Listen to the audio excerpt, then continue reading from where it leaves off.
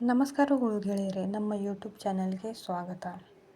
ನಮ್ಮ ಚಾನಲ್ಗೆ ಮೊದಲಾಗಿದ್ದರೆ ನಮ್ಮ ಚಾನಲನ್ನು ಸಬ್ಸ್ಕ್ರೈಬ್ ಮಾಡಿ, ಬೆಲ್ ಬಟನ್ ಕ್ಲಿಕ್ ಮಾಡಿ. ವಿಡಿಯೋಗೆ ಶುರು ಮಾಡೋಣ. ಮುಖ್ಯಾಂಶಗಳು. ಪತಿ ಪತ್ನಿಗೆ ಮದುವೆಯಲ್ಲಿ ದೊರೆಯುವ ಗಿಫ್ಟ್ಗಳಿಗೆ ತೆರಿಗೆ ಮುನ್ನ ತಂದೆ ತಾಯಿಗೆ ದೊರೆಯುವ ಉಡುಗೊರೆಗಳಿಗೆ ತೆರಿಗೆ ಬಾಧ್ಯತೆ ಇರಬಹುದು. 3.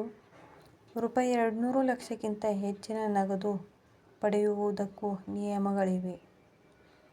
ಭಾರತದಲ್ಲಿ ಮದುವೆ ಎನ್ನುವುದು ಕೇವಲ ಧಾರ್ಮಿಕ ಕಾರ್ಯವಿಧಿಯಲ್ಲ, ಅದು ಸಾಮಾಜಿಕ ಆಚರಣೆಯ ಹೆಸರಿನಲ್ಲಿ ಲಕ್ಷಾಂತರ ಖರ್ಚುಗಳೊಂದಿಗೆ ನಡೆಯುವ ಒಂದು ಬೃಹತ್ ಕಾರ್ಯಕ್ರಮ.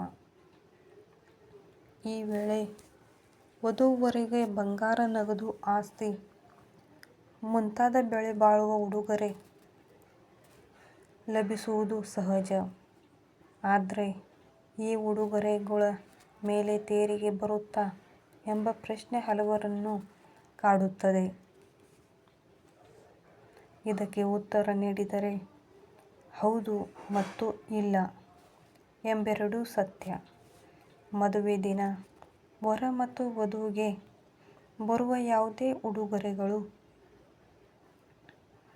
ನಗದು, ಬಂಗಾರ, ಆಸ್ತಿ ಅಥವಾ ಮೌಲ್ಯಯುತ ವಸ್ತುಗಳು ಆದಾಯ ತೆರಿಗೆ ಮನ್ನಾ ಪಟ್ಟಿಗೆ ಒಳಪಟ್ಟಿವೆ. ಕೇಂದ್ರ ಸರ್ಕಾರದ ನಿಯಮದ ಪ್ರಕಾರ ಮದುವೆ ದಿನ ಪಡೆದ ಉಡುಗೊರೆಗಳ ಮೇಲೆ ಪರ್ಸನಲ್ ಟ್ಯಾಕ್ಸ್ ಬಾಧ್ಯತೆ ಇಲ್ಲ. ಆದರೆ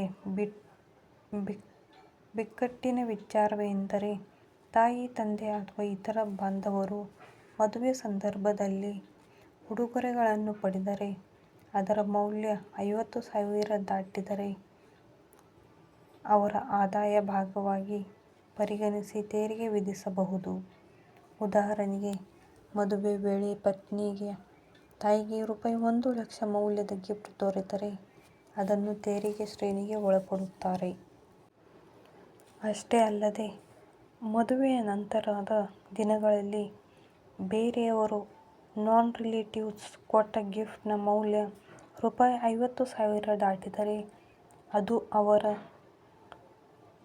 ವರ ಅಥವಾ ವಧು ಯಾರಾದರೂ ಆಗಿದ್ದರೂ ಟ್ಯಾಕ್ಸ್ ಬಾಧ್ಯವಾಗಬಹುದು. ಆದರೆ ಮದುವೆ ದಿನ ಬಂದಿರುವ ಎಲ್ಲ ಗಿಫ್ಟ್ಗಳಿಗೆ ಮಾತ್ರ ನಿಯಮದಿಂದ ವಿನಾಯಿತಿ ನೀಡಲಾಗಿದೆ.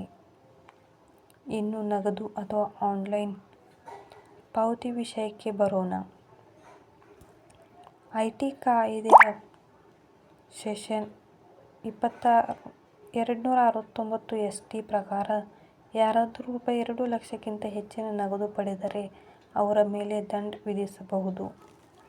ಆದ್ದರಿಂದ ಹಣವು ಚೆಕ್ಸ್, ನೆಟ್ ಬ್ಯಾಂಕಿಂಗ್, ಯುಪಿಐ ಅಥವಾ ಎಸಿ ಪೇ ಡ್ರಾಫ್ಟ್ ಮೂಲಕವೇ ಬರಬೇಕು. ಹೆಚ್ಚು ಮೌಲ್ಯದ ಬಂಗಾರ ಉಡುಗೊರೆಯಾಗಿ ಸಿಕ್ಕಿದ್ದರೂ ಕೂಡ ಅದು ಬಾಂಧವರು ನೀಡಿದರೆ ಮಾತ್ರ ತೆರಿಗೆ ಮನ್ನಾ ಸಿಗುತ್ತದೆ. ಇನ್ನೊಂದು ಮಿತಿಯ ಪ್ರಕಾರ ವಿವಾಹಿತ ಮಹಿಳೆ 500 ಗ್ರಾಂ, ಅವಿವಾಹಿತ ಮಹಿಳೆ 250 ಗ್ರಾಂ, ಪುರುಷರು 100 ಗ್ರಾಂ ಬಂಗಾರವನ್ನು ಆಧಾರವಿಲ್ಲದೆ ಇರಿಸಿಕೊಳ್ಳಬಹುದು. ಇದರ ಮೀರಿದ ಮೌಲ್ಯದ ಮೇಲೆ ಪರಿಶೀಲನೆ ನಡೆಯಬಹುದು.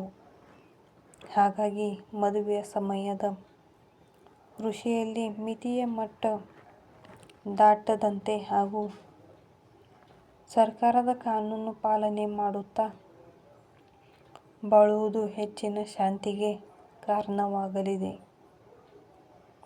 ಕಾನೂನು ಅರಿವು ಇಟ್ಟುಕೊಂಡು ಆರ್ಥಿಕವಾಗಿ ಜವಾಬ್ದಾರಿ ಇರಿಸಿಕೊಳ್ಳುವುದು ಅನಿವಾರ್ಯ. ಇಂತಹ ಮಾಹಿತಿಗಾಗಿ ನಮ್ಮ ಚಾನಲನ್ನು ಸಬ್ಸ್ಕ್ರೈಬ್ ಮಾಡಿ, ಬೆಲ್ ಬಟನ್ ಕ್ಲಿಕ್ ಮಾಡಿ. Thank you for watching.